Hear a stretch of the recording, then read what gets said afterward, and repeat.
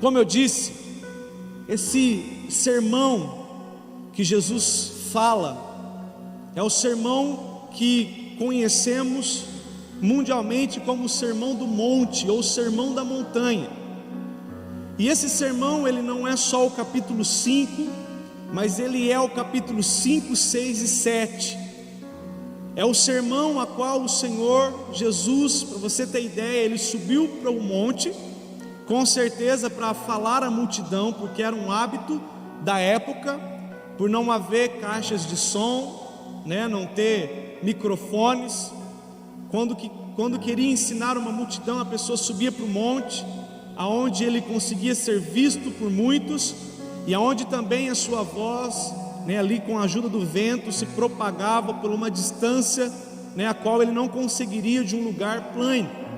Mas, queridos, aqui há um detalhe: quando Jesus ele sobe para o monte e se assenta, os discípulos rodeou Jesus, e naquele momento que os discípulos rodearam Jesus, Jesus começa a ensinar aos discípulos algo precioso.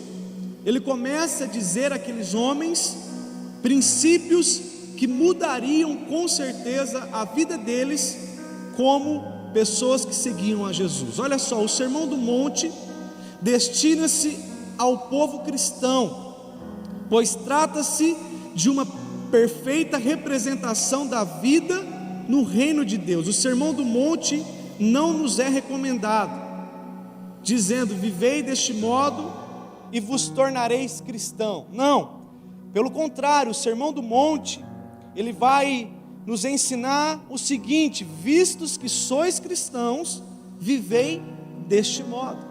Ou seja, quando Jesus ali, irmãos, ele está ensinando aqueles discípulos, ele estava ensinando os discípulos a como se comportar de uma forma digna neste mundo, como representantes do céu. Aqui Jesus não estava ensinando sobre a salvação, sobre ser salvo, mas você vai ver, tanto no capítulo 5, 6 e 7, você vai ver Jesus ensinando os discípulos como se comporta um salvo na terra. E esse sermão, ele se estende para nós nos dias de hoje. Você que é salvo, você que entregou a sua vida para Jesus, você que é um pequeno Cristo na terra, o cristão, como a Bíblia nos chama, filho de Deus, você precisa entender que está aqui, querido, nesses 3 capítulos, segredos de Deus, diretrizes do Senhor, para que eu e você sejamos cristãos na terra, para que eu e você consigamos ser e viver aquilo que Deus quer. Porque, irmãos, quando eu aceito a Jesus, quando eu passo a praticar a fé que eu professei um dia, eu preciso entender que eu represento um reino, e esse reino tem um rei, e esse rei tem os seus mandamentos, tem as suas leis. E se você for pegar esses 3 capítulos, até estudando um pouco, eu ouvi de alguns palestrantes e li que esses 3 capítulos, 5, 6 e 7, se você estudá-lo e vivê-lo, você vai viver a Bíblia toda, porque aqui está um resumo de como ser um cristão relevante nesses dias. Então eu gostaria que você não ficasse de fora, que você, além de ouvir esses dias, essas ministrações, você se empenhasse a ler elas esses dias, ler esses capítulos, porque esses capítulos dará a você um norte, dará a você sim uma postura de cristão. Por que hoje, irmãos, temos muitos escândalos Brasil afora?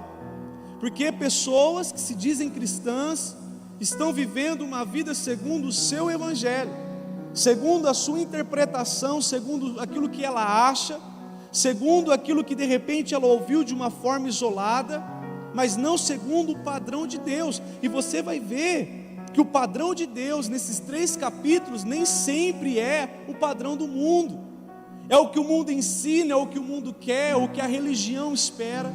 Você vai ver que nesses 3 capítulos o Senhor, ele vai te dar segredos do céu para que você viva uma vida boa. E nessa primeira parte eu queria falar um pouco sobre as bem-aventuranças. Existem pessoas que dizem que o Sermão do Monte é as bem-aventuranças, mas o Sermão do Monte não para nas 9 bem-aventuranças, Como eu disse, repito, para que isso fique gravado no seu coração, o Sermão do Monte é os 3 capítulos todos, né? Esses dias nós vamos falar especificamente do capítulo 5, mas se assim Deus permitir, lá para frente a gente pode voltar a estudar o 6, depois o 7, seja na dispensação do Espírito. Mas fique gravado, o Sermão do Monte é os 3 capítulos. Mas Jesus inicia falando sobre bem-aventurança. Interessante que bem-aventurado, no original do grego, é Makarios. Makarios significa supremamente abençoado, afortunado, próspero, feliz. Então, quando você ouvir essa palavrinha bem-aventurado, bem-aventurado significa pessoa feliz.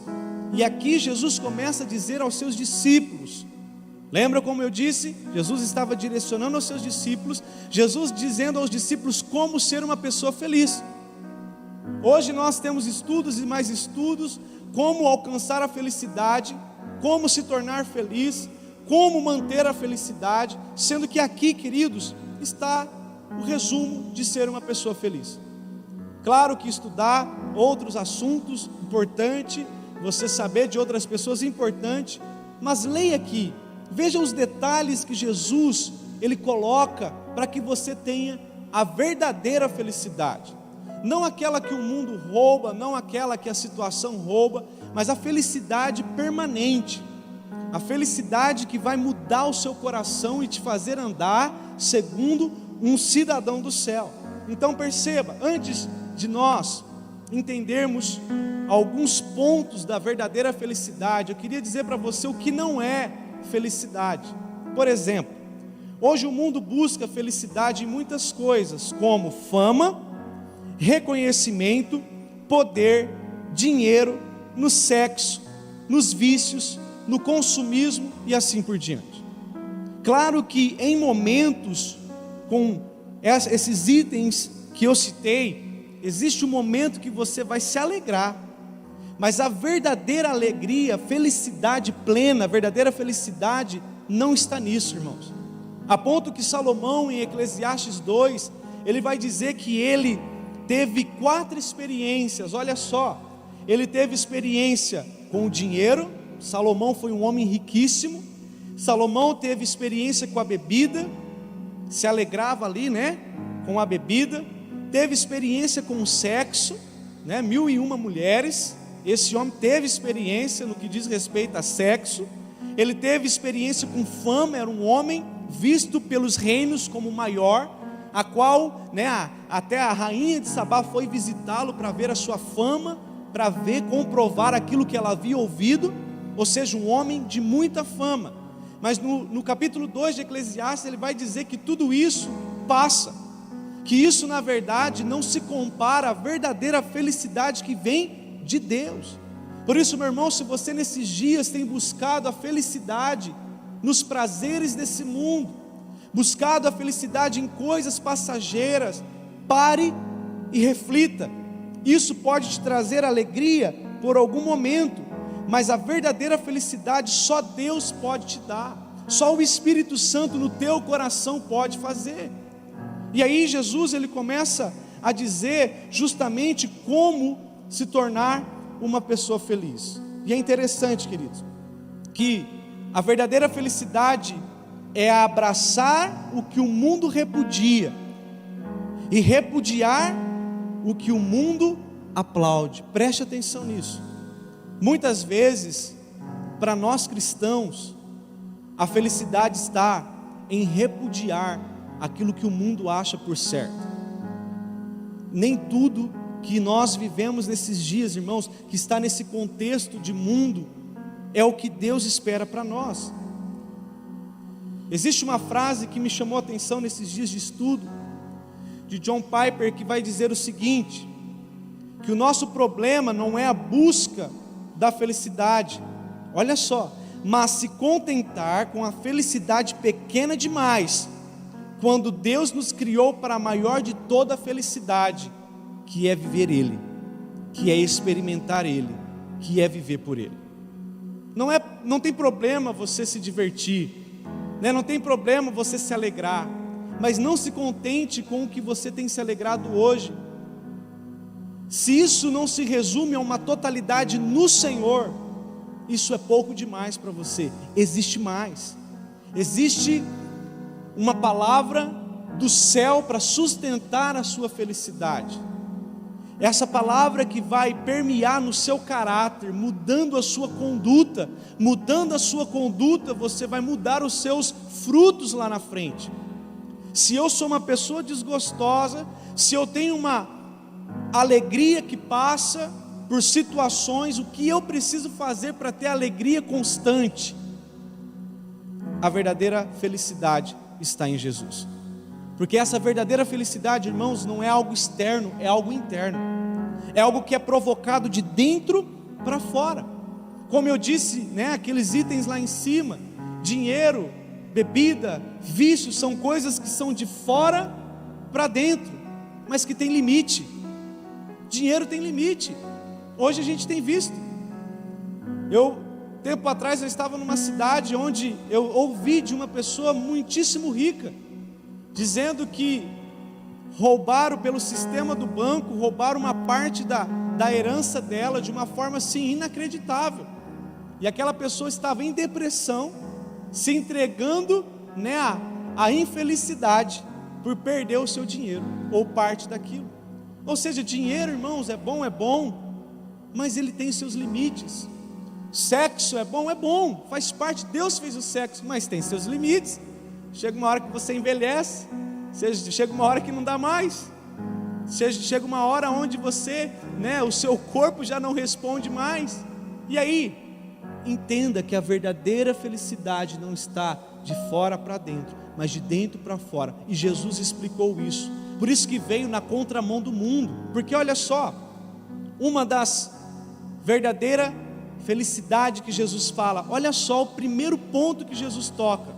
Quer ser feliz? Jesus começa assim: bem-aventurados pobres de espírito. Irmãos, no mundo, pobreza fala de infelicidade. Para o mundo, pobreza, humildade, fala de um retrocesso. Mas aqui Jesus vai dizer que os pobres de espírito, esses de fato são felizes. Esta é a característica fundamental do crente, do cidadão do reino dos céus, e todas as demais características são, em certo sentido, resultados desta primeira.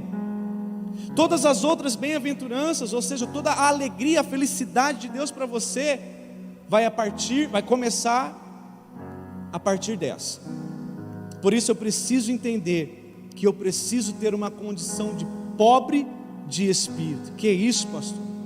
Você está falando que eu preciso ser pobre de espírito? Não, Jesus está nos dizendo.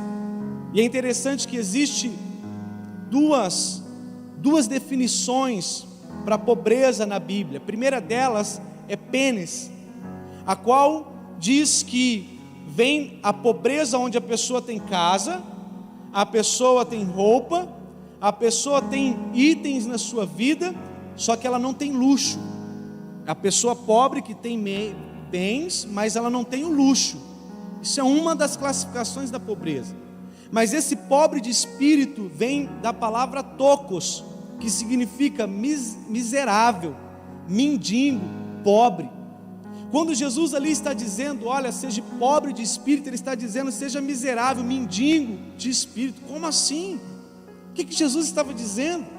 Queridos, ser pobre de espírito não significa você abandonar tudo que você tem, vender todas as suas riquezas, andar como antigamente, os monges faziam, doavam as suas riquezas, viviam ali com roupas, enfim. Não é isso. O que Jesus está falando de você ser pobre de espírito, pegando essa palavra tão pesada, mendigo, no sentido pobreza, é no que diz respeito à sua dependência do Senhor. Um pobre, um mendigo, ele depende de alguém, ele depende de uma ajuda, ele depende de uma oferta, uma esmola que seja. Aqui quando Jesus fala ser pobre de espírito, Ele está dizendo, ser pobre de espírito é sentir que nada somos, que nada temos, e também que olhamos para Deus em total submissão a Ele, dependendo inteiramente da sua graça. Meu irmão, se você e eu não temos essa clareza dentro de nós, que se não for pelo Senhor, que a minha vida não depende totalmente dEle, irmãos, nós não teremos a verdadeira felicidade. Se ainda há dentro de nós aquele, porque de mim, para mim, eu posso, eu faço, eu aconteço, eu sou um bom líder, eu sou um bom pastor, eu sou um bom pai, eu sou um bom empresário, meu irmão, tudo isso é resultado de graça, é resultado do amor dEle para com a sua vida. Pastor, mas eu estudei, eu me empenhei, mas a sua intelectualidade, a sua inteligência, até isso veio de Deus. Não tem como sermos cristãos se não formos totalmente dependentes dessa graça. Como eu disse para vocês, tivemos aqui, um mês estudando sobre isso, indo atrás, mas é a graça dele que vai fazer. Eu não posso em momento algum me orgulhar por um estudo ou por uma série, porque tudo isso vem do Senhor. E vemos, irmãos, grandes e grandes pessoas, como Nabucodonosor, homem grande, rico, a qual não deu glórias ao Senhor, não reconheceu Deus, e Deus fez com que Nabucodonosor comesse grama no seu palácio, no jardim do seu palácio.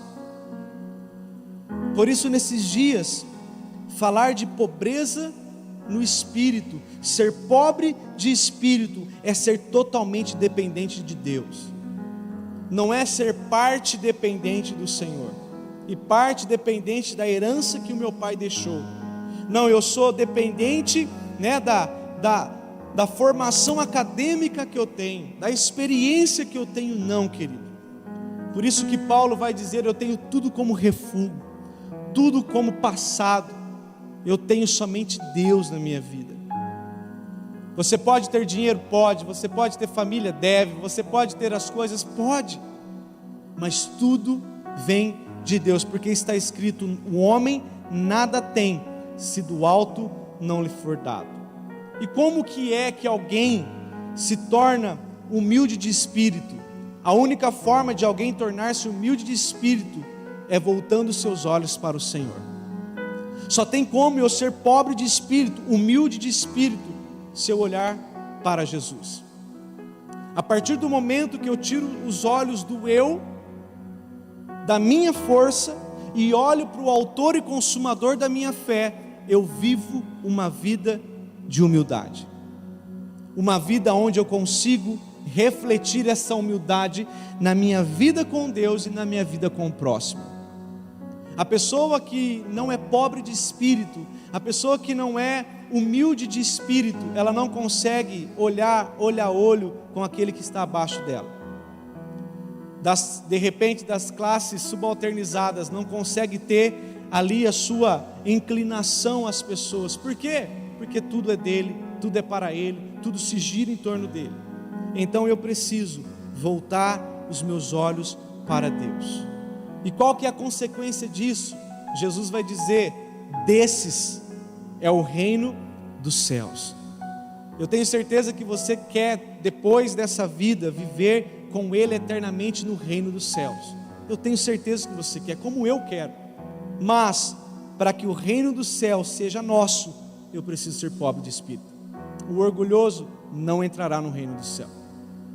O avarento, aquele que segura, aquele que prende, porque ele depende daquilo, ele está preso àquilo, não herdará o reino do céu. É o que a Bíblia diz. Então, quando eu me submeto ao Senhor, eu me torno feliz, porque eu herdo o reino dos céus. Essa é a bem-aventurança primária de Deus para nós. E é isso que o mundo ensina, irmãos. O mundo vai ensinar que quanto mais dependente você for, mais feliz você é. Quanto mais livre, leve e solto você for, mais feliz você é. Não caia nesse engano. O primeiro que quis ser livre, leve e solto, que foi Lúcifer, está condenado no inferno, infeliz por resto da eternidade. Mas Deus tem uma alegria plena para você, que é o reino dos céus. Qual a segunda bem-aventurança que Jesus vai dizer? Ele vai dizer o seguinte: olha só: bem-aventurados que choram. Parou para pensar nisso? Como, Senhor? Como eu vou ser bem-aventurado chorando? Como que eu vou ser feliz chorando?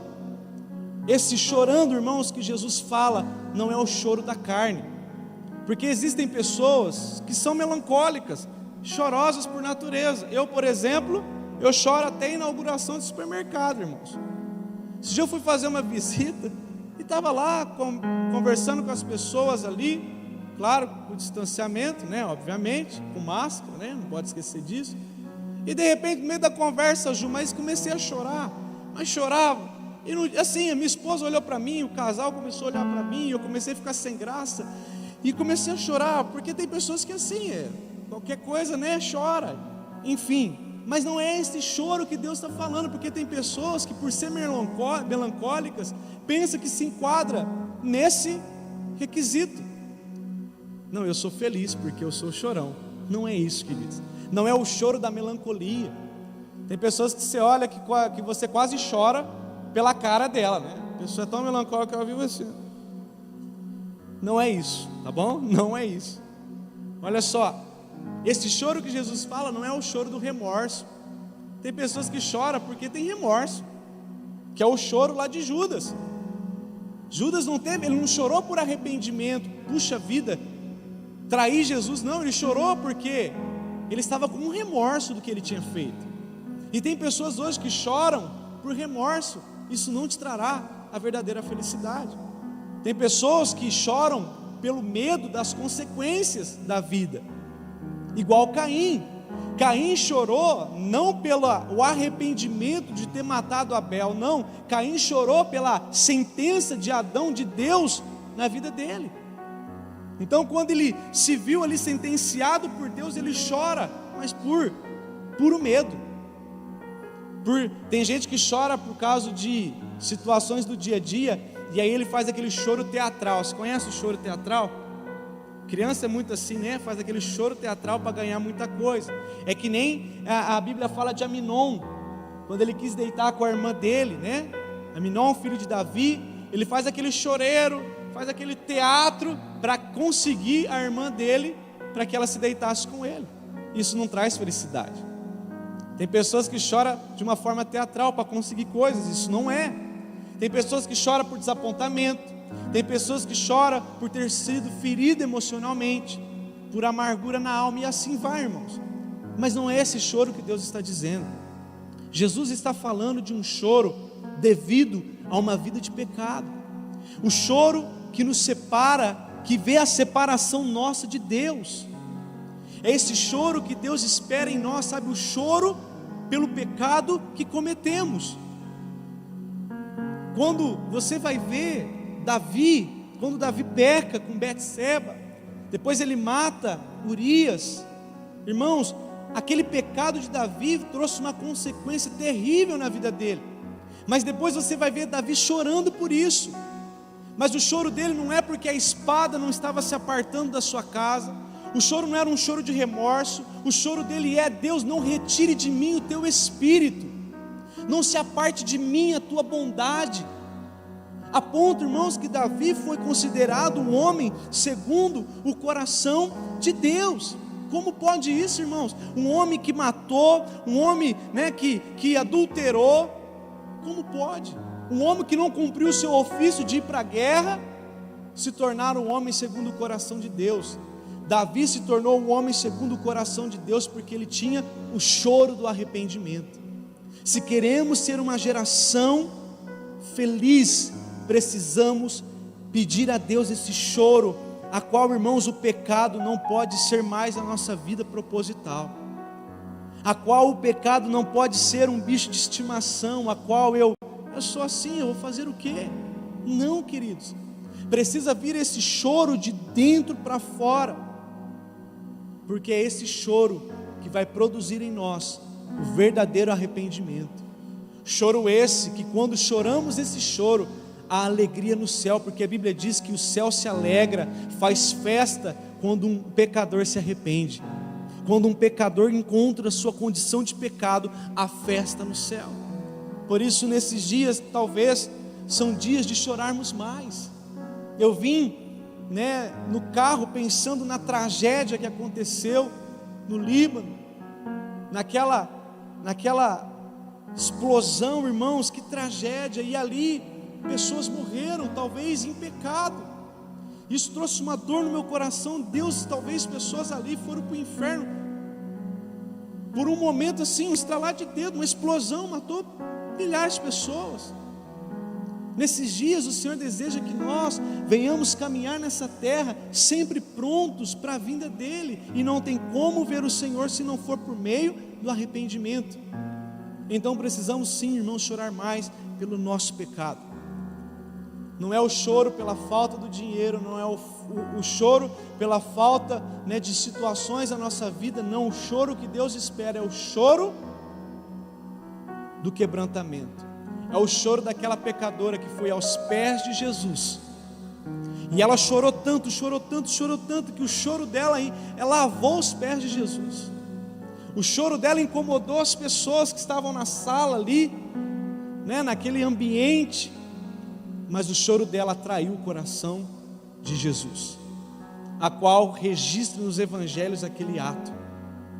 Talvez o teu choro de quebrantamento, de mudança, vai levar algumas pessoas ao seu redor te criticar, a te apontar. Para que isso? Isso é legalismo, isso é... Não, queridos, isso não se trata de legalismo, se trata de uma dependência em arrependimento do Senhor. O que eu fiz ontem de pecado eu não posso mais cometer hoje. E é interessante, eu estava lendo sobre isso. A criança, quando nasce, a primeira coisa que ela faz não é mamar. A primeira coisa que a criança faz, quando ela sai da mulher, ela chora, porque aquele choro provoca nela coisas assim, irmãos, assombrosas, de desenvolvimento para ela, a ponto que se ela não chorar, o médico vai lá e dá, né, um tapinha, porque o choro vai despertar ela para muitas coisas. E aí surgiu uma pergunta no meu coração: se eu não choro, se eu não sou quebrantado, significa que eu não nasci de novo no Evangelho, eu não nasci em Cristo, eu não sou uma nova criatura. Se eu não sou batizado por esse arrependimento, se eu não sou batizado por essa confissão diária, significa que eu não nasci de novo. Se eu nasci de novo, se eu vim do amor de Deus, se eu tive um encontro com a graça, eu vou chorar pelos meus pecados, eu vou chorar pelas minhas situações. Claro que, irmãos, eu não estou dizendo que você precisa chorar pelo pecado que você já confessou para Deus lá em 1800 bolinha, não é isso, porque até isso Deus já lançou no mar de esquecimento e nem Ele se lembrará mais. Eu estou dizendo de hoje, de situações hoje, aonde eu perco o meu controle e acabo pecando, e por pecar eu preciso trilhar esse caminho de arrependimento. E o que me chama a atenção é que a consequência de quem chora é ser consolado por Deus. Bem-aventurados que choram, porque serão consolados. Sempre haverá um consolo para o arrependido, sempre haverá um consolo para aquele que se quebranta, em nome de Jesus, amém? Outra coisa, os mansos, olha só, Jesus vai dizer que os mansos, feliz, bem-aventurado são os mansos. O que significa isso? O que é ser manso? Ser manso, na verdade, vamos começar assim, ó. O que é não ser manso? Complacente, fraqueza de personalidade, né? No português rasgado, mole, para manter a etiqueta social, né? Aquela pessoa, ó, impassível diante da vida, tímido, medroso ou covarde, que foge das situações difíceis, prefere errar do que confrontar para acertar. Quantas vezes é considerado manso aquela pessoa que diz: prefiro qualquer coisa do que entrar numa disputa, eu sou o da paz. Isso não é ser manso, irmãos. Sabe aquela pessoa que não resolve situações, que não entra em desgastes para arrumar situações porque se diz manso? Não, isso não é manso, isso é mole. É pessoa que não quer resolver a vida. Porque você vai ver Jesus, e a Bíblia diz, Jesus disse: aprendei de mim que sou manso. Jesus disse isso, irmãos. E Jesus, em certa feita, ele pega um chicote, foi, pastor Cleber? Pegou um chicote e entrou no templo e reio nos cambistas, virou a mesa, jogou tudo. Nos dias de hoje, Jesus poderia ter sido como um desequilibrado, né? O colérico. Não, Jesus era manso e humilde de coração, mas ele precisava ter uma postura para arrumar uma situação. E às vezes as pessoas confundem aqui, pessoas se autoclassificam mansos, mas por dentro é um leão, irmãos.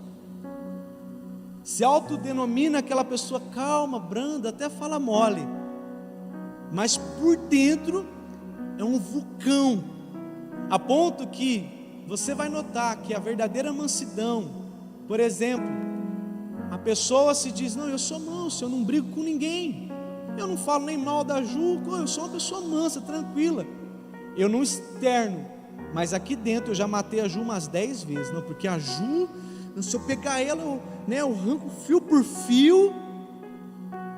Isso não é a mansidão.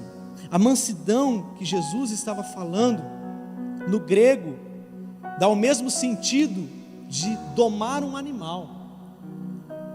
A mansidão que Jesus usa ali naquele texto, bem-aventurado o manso, no original ali do grego é a mesma palavra que se dá para quando um animal era domado. Ser manso é ser dominado por Deus, não só externamente. Ser manso é quando eu deixo o Senhor dominar o que eu penso.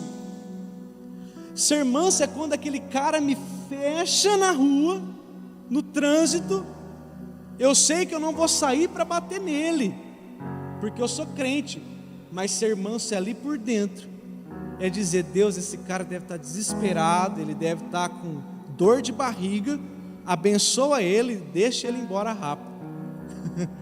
É você ter um controle de você mesmo, é você deixar com que o Espírito Santo mova o íntimo, que vai refletir do lado de fora. É pessoa que reconhece diante das pessoas o que ela reconhece diante de Deus. Irmãos, isso eu achei muito forte. Ser manso é você reconhecer para as pessoas aquilo que você reconhece para Deus. Não adianta você chegar para Deus e dizer: Deus, eu reconheço que eu sou um grosso, eu reconheço, Senhor, que eu sou um pecador, eu reconheço que eu sou falho, mas para as pessoas você quer passar uma outra imagem. Sou o melhor do mundo, sou manso, sou tranquilo, sou calmo, sou sereno, mas só Deus e o seu cachorro sabem como você é ou não é? Só os cachorrinhos sabem como somos. Exemplo de ser manso não é só falar mal de alguém, mas não querer o mal de alguém. Como eu disse, a mansidão, pois, necessariamente expressa-se através de toda a nossa postura e conduta em relação ao próximo. Ser manso me traz como consequência herdar a terra.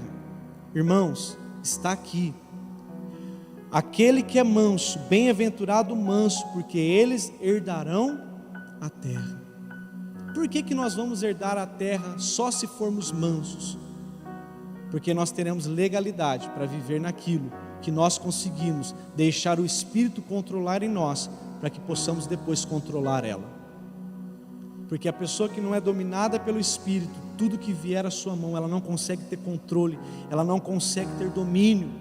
Mas o manso, ele sim herdará a terra. Por isso, nesses dias, eu te pergunto: como está a sua mansidão? Como eu disse, queridos, não se trata de uma pessoa lerda, medrosa e assim por diante. Não é isso. Você pode ser o mais sanguíneo desse mundo, o mais colérico desse mundo, mas você é uma pessoa controlada pelo Espírito. Você é uma pessoa mansa no Senhor. A Bíblia diz que Moisés era considerado como um homem manso. Mas vai ver Moisés, irmãos, mata um egípcio, dá uma varada na rocha, e aí vai. Mas ele era um homem considerado manso, porque no processo da sua vida, você vai ver Deus trabalhando o coração dele, você vai ver Deus mudando, o seu caráter, a sua integridade, a ponto dele se tornar um homem manso, em nome de Jesus, amém? Quarto, bem-aventurado é aquele que tem fome e sede de justiça.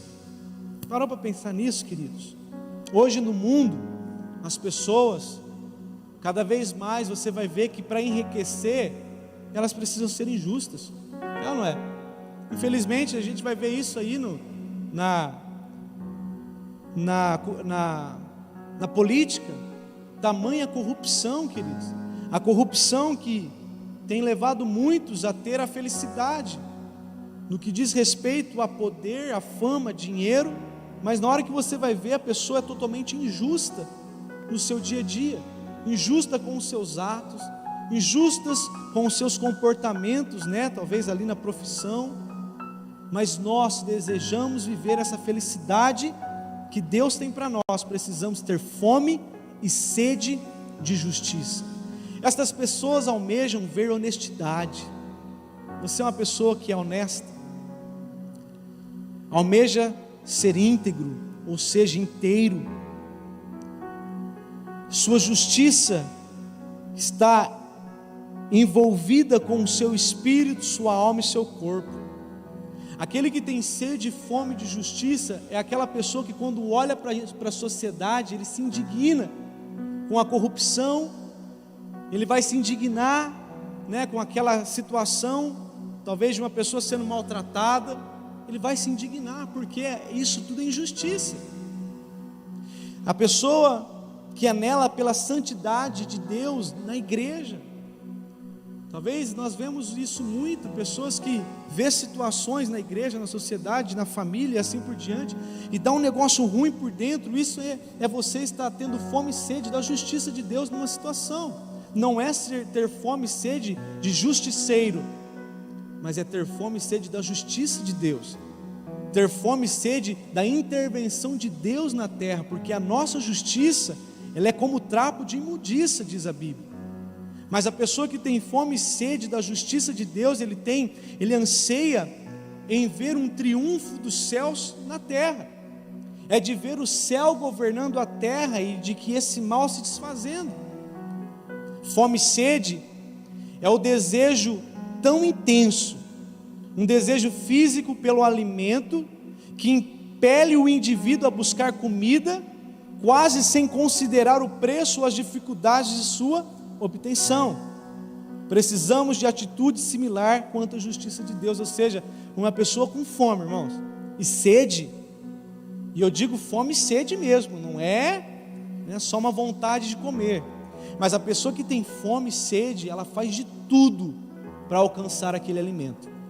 Você vai ver, o Hernandes Dias Lopes, ele conta que uma vez ele esteve na Coreia do Norte, ali na divisa com a Coreia do Sul, e na época, se eu não me engano, 1997, ele conta que esteve lá, e lá teve um momento onde se cortou o alimento das pessoas, e a crise estava tão precária, as pessoas não conseguiam se alimentar, que morriam de fome, e as pessoas que estavam vivas, esquartejavam as pessoas mortas, e comiam aquela carne, para saciar a sua fome, porque a pessoa com fome, ela faz de tudo para saciar a si mesma.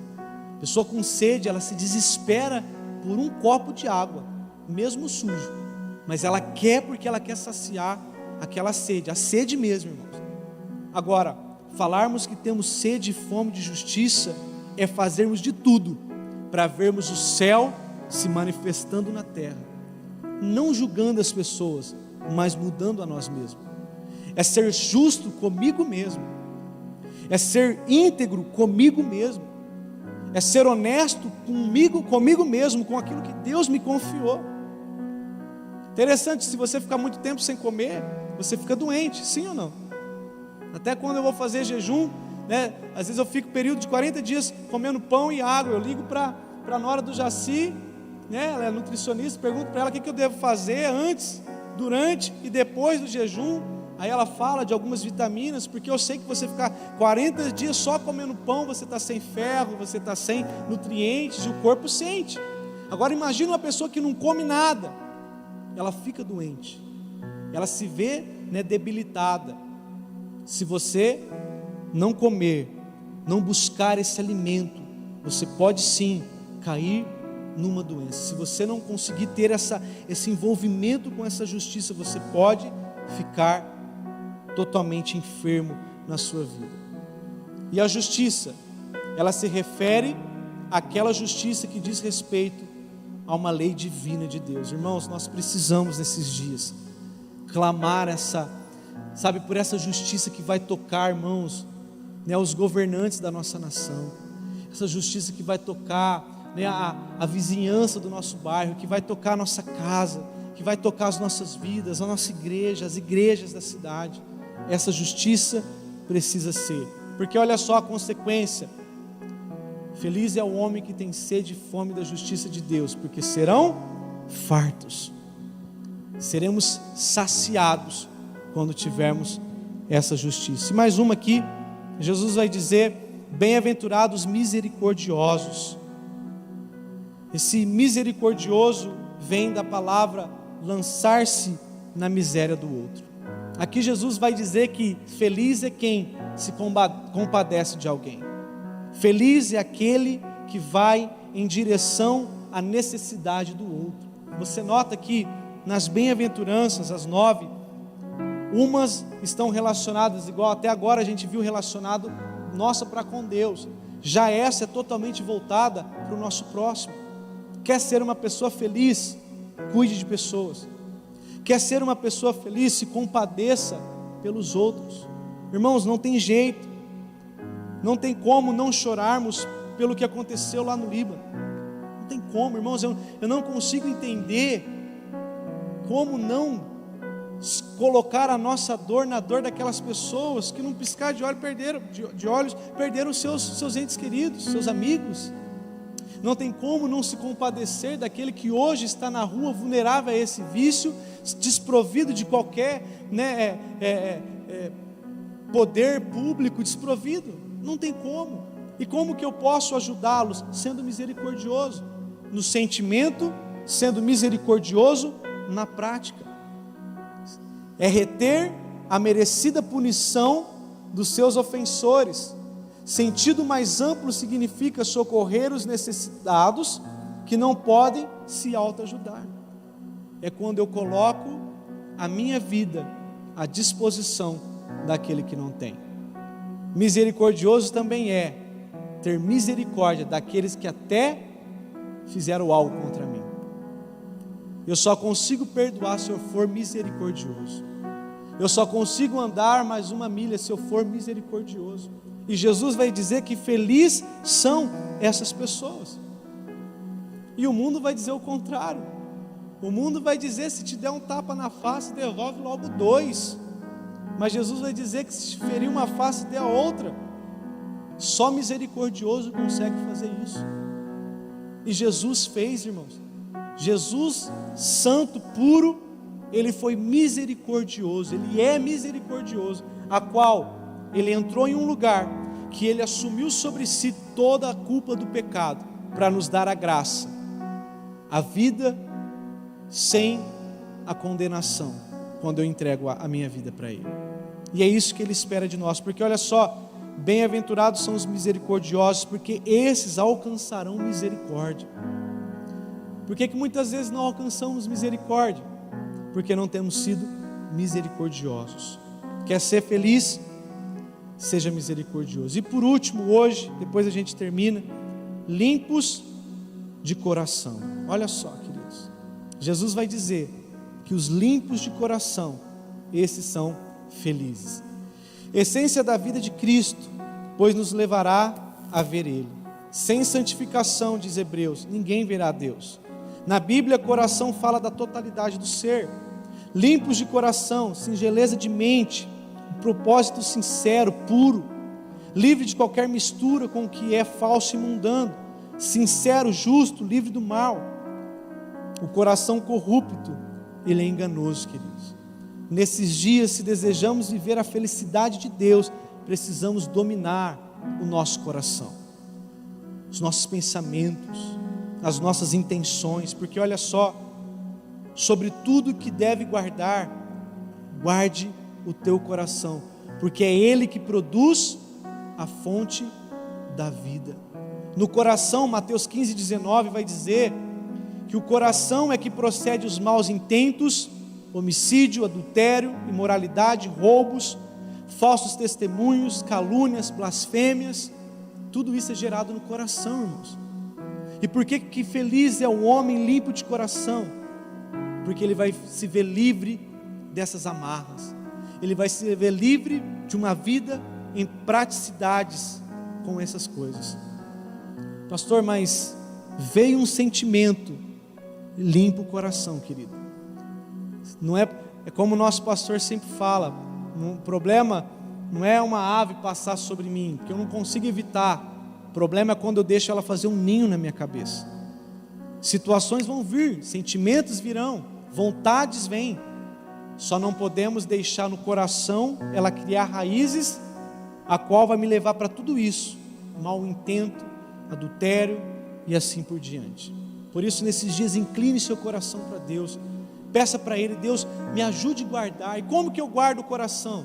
Olha só, Salmo 119:9 vai dizer: o jovem mantém, como um jovem vai manter puro o seu caminho. Vai dizer, o salmista vai dizer: observe a lei do Senhor. Observe a palavra de Deus e você vai tornar o seu coração limpo, o seu coração puro diante do Senhor, porque a lei vai te mostrar como fazer.